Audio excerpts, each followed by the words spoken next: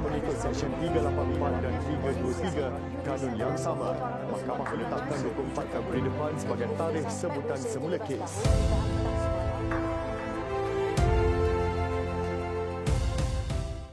Buli ni ada satu perkara atau perbuatan yang dibuat dengan melalui perkataan dan perbuatan yang mampu untuk mencederakan mental dan juga emosi serta fizikal seseorang.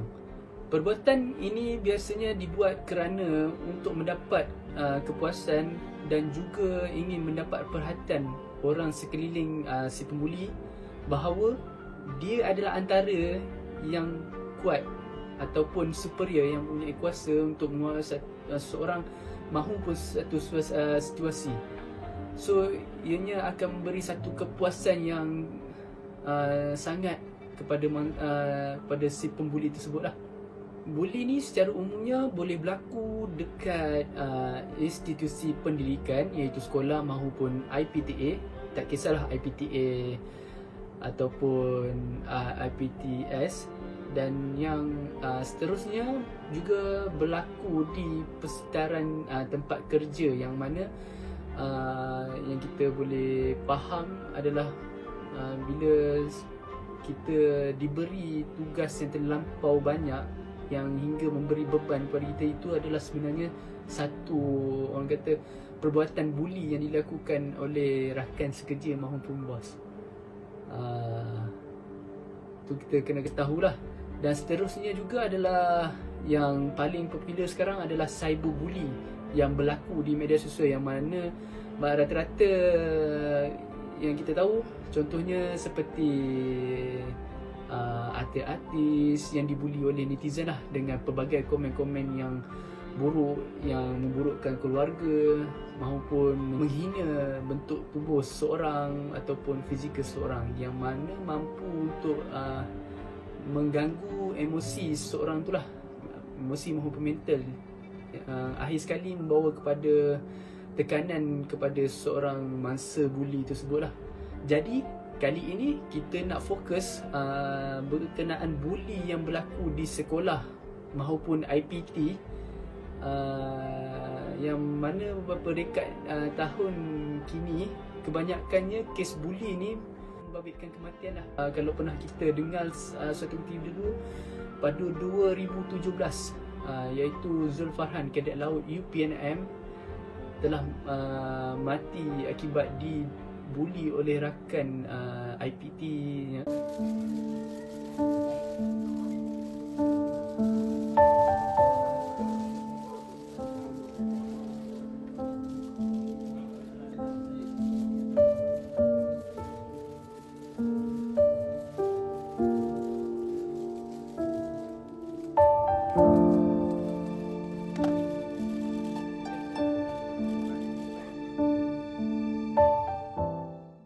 Maka pada topik kali ini kita akan membincangkan sebab, punca dan mengapa perkara ini berlaku dan bagaimana perkara ini perlu dibendung supaya ianya tidak menjadi tabiat yang dibiasakan dan diambil remeh, yang akhir sekali akan memberi kesan buruk kepada masyarakat yang akan datang sebagai pewaris negara ni lah. So diharap semua masyarakat perlu peka dan prihatin terhadap isu yang dilihat sangat serius, kerana statistik menunjukkan buli yang berlaku di sekolah adalah semakin meningkat dan tidak pernah berkurang. Terdapat banyak faktor punca atau bagaimana kes pembulian masa kini meningkat. Salah satu punca berlakunya kes pembulian ini adalah dari bagaimana atau suasana si pembuli ini dibesarkan. Contohnya, pembuli adalah dari keluarga yang bermasalah, seperti mempunyai bapa yang kaki pukul atau ibu yang bermasalah maupun adik-beradik, adalah punca menyebabkan si pembuli merasa tekanan emosi yang melampau. Akibat tidak dapat menampung tekanan emosi yang dihadapi dan tidak dapat mengawal perasaan marah, maka si pembuli mengambil langkah singkat dengan melepaskan tekanan emosi tersebut dengan membuli rakan sebaya di sekolah. Selepas melakukan perbuatan tersebut, pembuli akan timbul perasaan puas, gembira kerana dapat melampiaskan perasaan marah maupun dendam kepada orang lain. Perkara sedemikian adalah amat tidak kondusif untuk remaja maupun kanak-kanak kerana mereka mengambil situasi tersebut sebagai pembelajaran yang tidak sihat. Antara punca lain, kes buli kerap berlaku di sekolah di kalangan pelajar adalah kekurangan pelajar menghayati nilai-nilai murni agama Islam yang telah diajar kepada mereka. Mereka tidak menerapkan nilai-nilai murni ini dalam diri, membuatkan mereka sanggup bersikap sedemikian dengan membuli rakan-rakan lain hanya untuk mendapatkan perhatian daripada orang lain. Sama ada daripada guru, rakan-rakan lain ataupun ibu bapa mereka sendiri. Pelajar-pelajar ini ketandusan nilai-nilai agama yang telah diajar, mereka tidak menerapkan nilai-nilai agama ini dengan baik dan menjadikan mereka orang yang tidak mengenal perkara yang baik dan buruk. Malah tidak mempedulikan perkara itu sama ada ia berdosa ataupun tidak.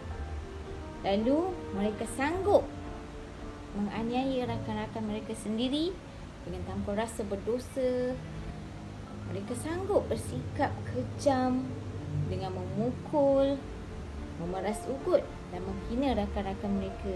Secara ringkasnya, pelajar-pelajar ini semakin ketandusan nilai-nilai kemanusiaan dalam diri mereka sendiri.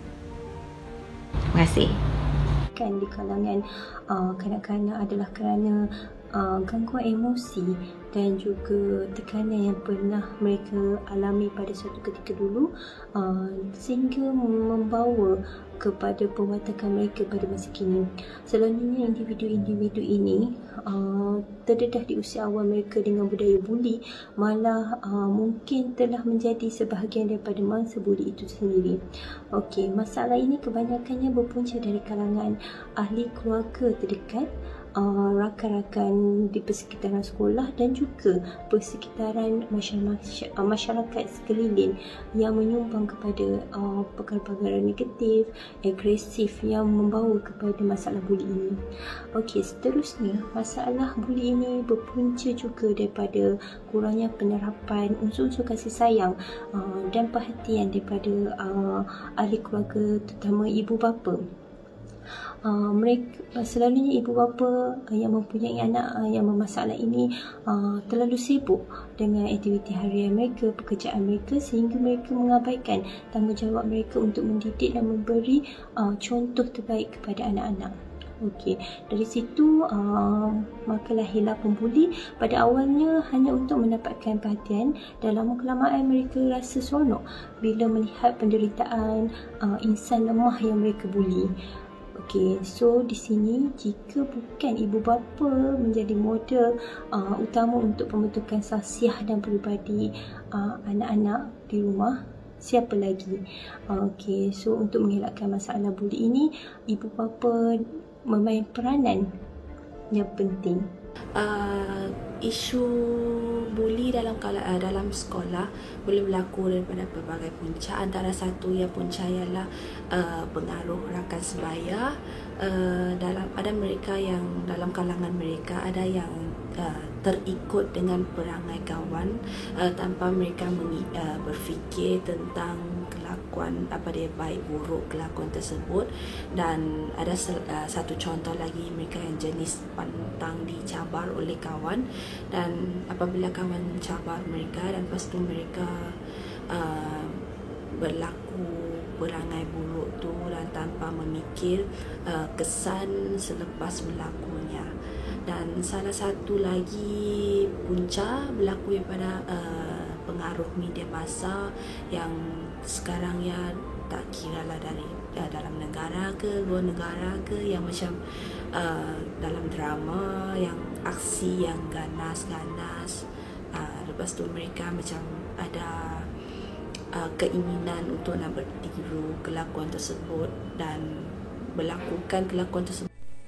Antara cadangan yang boleh dilakukan ialah pihak kerajaan perlu bertindak dengan berani, iaitu dengan meminda Akta Pendidikan 1996 yang sedia ada ataupun mewujudkan akta khas untuk membendung atau memantau kejadian kes buli di sekolah. Oleh itu, setiap kes buli di sekolah dapat disiasat dengan mengikut prosedur yang sepatutnya. Selain itu juga, setiap sekolah diwajibkan untuk mempamerkan polisi khusus berkaitan buli melalui akta khas ini. Setiap pelajar yang didapati telah dibuli mempunyai hak untuk membuat aduan dan memberikan maklumat yang lengkap kepada pihak sekolah untuk tindakan selanjutnya. Justru itu, dengan adanya polisi ini, ianya akan dapat memberikan kesedaran kepada semua pihak untuk dengan terlibat secara langsung ataupun tidak dalam kes buli membuli ini. Sekian, terima kasih. Masalah membuli di sekolah patut ditangani dengan kadar segera supaya tidak menjadi barah yang akan merosakkan pelajar dan sistem persekolahan. Isu gejala buli ini juga bukan memberi kesan kepada pelajar-pelajar, malah ibu bapa menerima kesannya. Terdapat beberapa langkah yang boleh diambil dalam menangani gejala buli di kalangan pelajar sekolah. Ibu bapa perlu memainkan peranan utama dalam memberi pendidikan awal kepada anak-anak, sama ada dalam bentuk nasihat dan contoh yang baik. Seperti yang kita maklum, kebanyakan masa anak-anak dihabiskan bersama ibu bapa di rumah.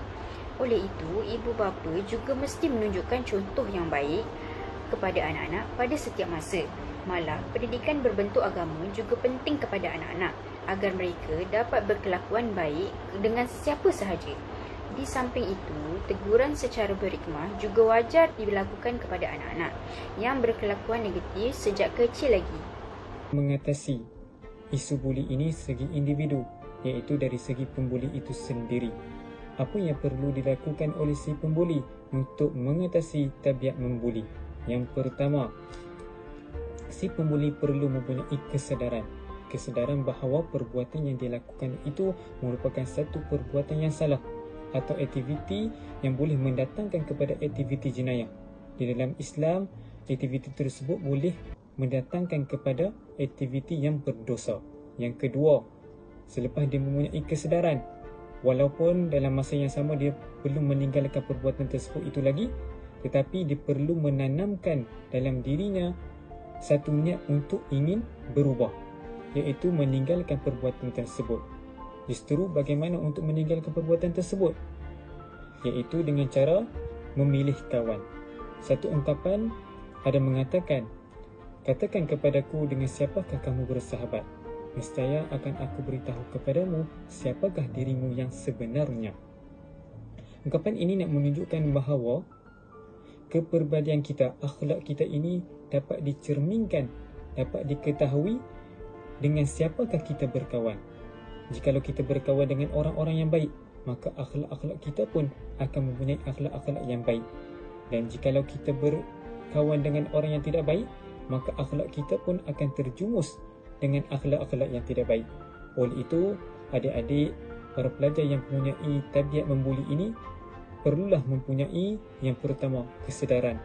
Yang kedua, perlu tanam dalam diri untuk berubah, untuk meninggalkan perbuatan tersebut. Dan yang ketiga, perlu memilih kawan yang terbaik. Untuk membendung kes gejala buli di sekolah, kita haruslah mempunyai sifat keberanian dalam diri kita. Kenapa dan bagaimana? Sekiranya kita ternampak kes kejadian buli di sekolah atau kita sendiri yang menjadi mangsa kepada pembuli tersebut, kita haruslah memberanikan diri kita untuk melaporkan kejadian tersebut kepada pihak sekolah. Jadi, pihak sekolah yang menerima laporan tersebut haruslah mengambil tindakan dengan bersungguh-sungguh dan tidak mengendahkan hal tersebut demi kesejahteraan sekolah. Jadi, pihak sekolah boleh mengambil langkah-langkah seperti berikut, iaitu berjumpa dengan pelajar yang disyaki membuli serta ibu bapanya untuk membincangkan masalah yang dihadapi oleh pelajar tersebut serta mencari jalan penyelesaian kepada permasalahan ini.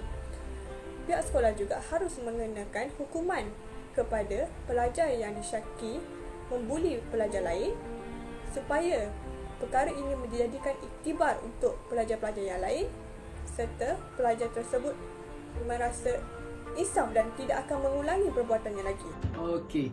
So, natijahnya semua pihak perlu memainkan peranan dalam mengatasi masalah ini. Jika diteliti, punca berlakunya buli kerana sikap manusia itu sendiri. yang kurang pegangan agama dan kasih sayang daripada ibu bapa. Selain itu, pengaruh rakan sebaya juga merupakan punca isu ini sukar untuk diselesaikan.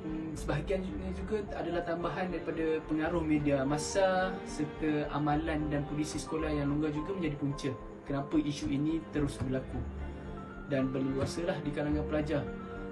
So, jadi semua pihak perlu memainkan peranan dalam mengatasi masalah ini. Antaranya perlu memberi lebih autoriti kepada pihak berwajib untuk menangani masalah buli ini. Sebagai contoh, guru, polis dan sebagainya perlu ada dalam satu organisasi untuk memberi kesedaran tentang bahayanya buli. Juga perlu diberi penekanan kepada pelajar-pelajar bahawa apa yang akan memberi kesan apabila seorang itu melakukan buli. Selain itu, peranan ibu bapa dalam memerhatikan anak-anak turut perlu diberi perhatian. Jika semua perkara ini dititikberatkan, nescaya masalah buli ini dapat diatasi. Negara dapat membentuk satu masyarakat yang berkarisma dan berdisiplin. Itu saja untuk hari ini. Terima kasih. Assalamualaikum.